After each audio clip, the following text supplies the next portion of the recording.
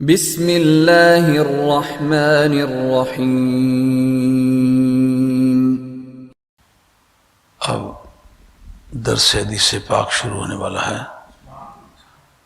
میں اس بارے میں آپ کا شکر گزار ہوں کہ آپ نے حدیث کے بیان کرنے، سمجھنے اور سمجھانے کی ضرورت کو باور کرایا اور قوم کو احساس دلایا۔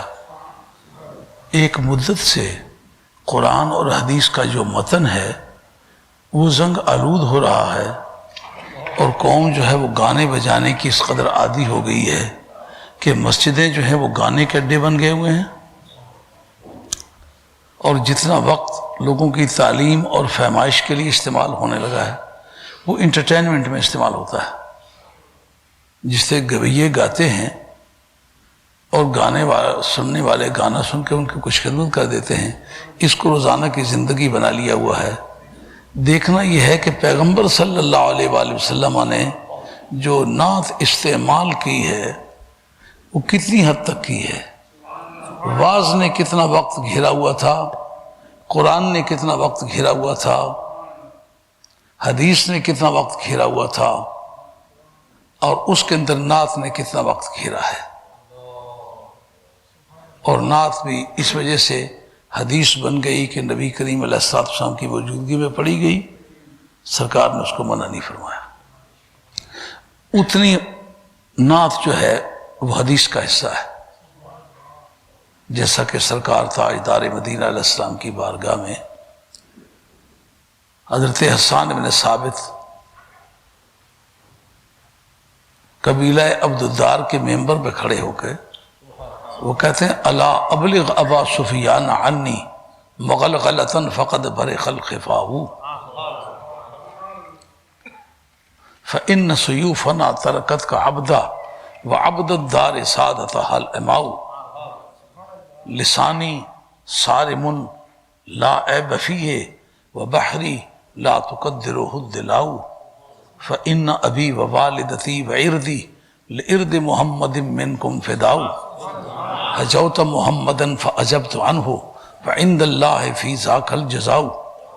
یہ نعت ہے سرکار کی، لیکن اس میں سرکار کے اوصاف اتنے بیان نہیں ہوئے جتنے دشمن کی مذمت ہے۔ جس ابو سفیان نے سرکار تاجدار مدینہ علیہ السلام کی مذمت کبھی اسی ممبر پہ کھڑے ہو کے کی تھی، اس ممبر پر سرکار نے انہیں کھڑا کیا اور وہ کہتے ہیں الا ابلغ ابا سفیان عنی مغلغلۃ فقد برق الخفاء۔ تم جا کر کے ڈنکے کی چوٹ پر ابو سفیان سے یہ بات کہہ دو کہ وہ تاریکیاں کافور ہو گئیں جن میں کھڑے ہو کر تم سرکار کی شان کے خلاف باتیں کیا کرتے تھے۔ بِأَنَّ سُيُوفَنَا تَرَكَتْكَ عَبْدًا وَعَبْدَ الدَّارِ سَعَادَتَهَا الْإِمَاءُ، اور ہماری تلواروں نے تمہیں غلامان بیدام بنا کے چھوڑ دیا ہے، اور تم اس وقت ہمارے سامنے درخت پر کے پتوں کی طرح کانپ رہے ہو، اور تمہاری خواتین کو ہماری کنیزیں بنا کے چھوڑ دیا ہے۔ یہ سرکار کی نعت تو نہیں ہے، سرکار کے دشمن کی مذمت ہے۔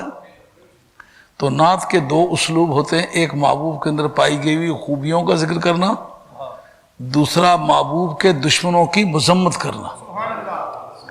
یہ اشعار مسلم شریف کے اندر بطور حدیث کے متن کے موجود ہیں، حدیث کا متن ہے، یہ حدیث تقریری ہے، سرکار کی بارگاہ میں یہ پڑھے گئے، سرکار نے منع نہیں فرمایا۔ اور کہتے ہیں حجوت محمد فعجبت عنہ وعند اللہ فی ذاک الجزاء، تم نے سرکار کی قدر کی ہے، میں سرکار کی مدح کر رہا ہوں، بدلہ تجھے بھی مل گیا ہے، بدلہ مجھے بھی مل گیا ہے، اور قیامت تک یہ عقیدہ قائم رہے گا۔ سرکار کی مدح کرنے والے کو عزت ملا کرتی ہے، سرکار کی قدح کرنے والے کا انجام ذلت ہوا کرتا ہے۔ آگے جس کو لوگ کہتے ہیں فخر فلاں کر گیا، تکبر کر گیا، حضرت حسان کہتے ہیں لسانی صارم لا عیب فیہ، میری زبان اللہ کی تلوار ہے، اس کے اندر کوئی عیب نہیں ہے۔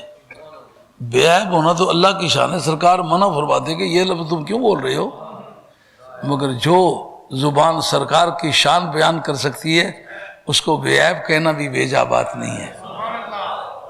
لسانی صارم لا عیب فیہ، یہ میری زبان جو ہے یہ اللہ کی تلوار ہے اور اس میں کسی طرح کا کوئی عیب نہیں ہے۔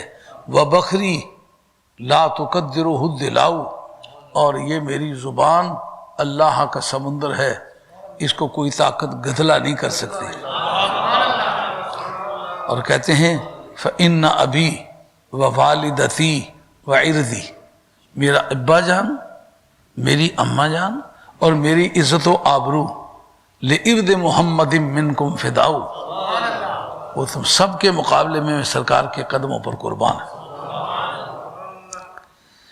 تو اب یہ اس پورے ماحول میں کئی سالوں میں ایک مثال ہے۔ تو نعت بئی مانا تو ایک جائز بات ہے، اچھی بات ہے، لیکن ریشو کو مد نظر رکھنا ضروری ہے۔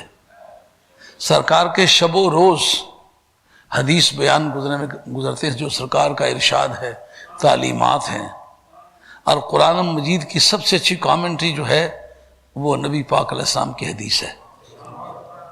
اور یعلمکم الکتاب والحکمہ، یہ تمہیں کتاب سکھاتا اور حکمت سکھاتا ہے۔ واؤ مغایرت کے لیے آتی، ایڈیٹو کنجنکشن ہے، دو الگ الگ نہ ہوں تو پھر ان کے درمیان اینڈ نہیں آتا، اسی طرح واؤ بھی نہیں آتی۔ معلوم ہوا قرآن مجید اور ہے، حکمت اور ہے، اس کی جو تشریحات ہیں، اس کی جو گہرائیاں ہیں، اس کے مضامین ہیں، یہ نبی کی جاب ہے۔ وہ نبی کا سارا ٹیکسٹ بھی، پورا سلیبس بھی، اور وہ پورا کورس بھی وہ الماریوں میں پڑا ہوا ہے، قوم اس کو ہاتھ لگانے کے لیے تیار نہیں ہے۔ اس لیے میں آج آپ کا شکریہ ادا کرتا ہوں جو آپ نے حدیث کے لیے ماحول بنایا ہے۔ نہیں تو مولانا کو کھڑے کر کے کہتے ہیں بیچ میں جی کوئی صاحب ملوک کے دو چار شعر بھی بیچ میں پڑھنا، یعنی وہ سمجھتے ہیں کہ اور کوئی واعظ ہو نہ ہو صاحب ملوک ضرور ہونا چاہیے۔ صاحب ملوک شریف ایک بڑی برکت والی کتاب ہے جو ہزارہ نصیحتوں پر مشتمل ہے، اور اس کے پڑھنے کے اندر یہ کرامت ہے، میاں صاحب عارف کھڑی رحمۃ اللہ کے عشق الہی بیدار ہوتا ہے۔ لیکن دیکھنا ہے آسمان سے سیف الملوک نازل ہوا یا قرآن نازل ہوا ہے، تو قرآن کو بھولے سے ہاتھ نہ لگانا۔ جس کو 400 600 شعر سیف الملوک کے یاد ہوں، اس کو سیدھی 2 آیتیں یاد نہ ہوں، افسوس کے قابل بات ہے کہ نہیں؟ جس کو اور بے شمار شعر پنجابی فارسی کے اردو کے بے شمار یاد ہوں، 10 حدیثیں گنتی کی یاد نہ ہوں، تو پھر یہ حدیث جو کئی لاکھ کی تعداد میں ہمارے پاس موجود ہے، یہ کس مقصد کے لیے آئی ہے؟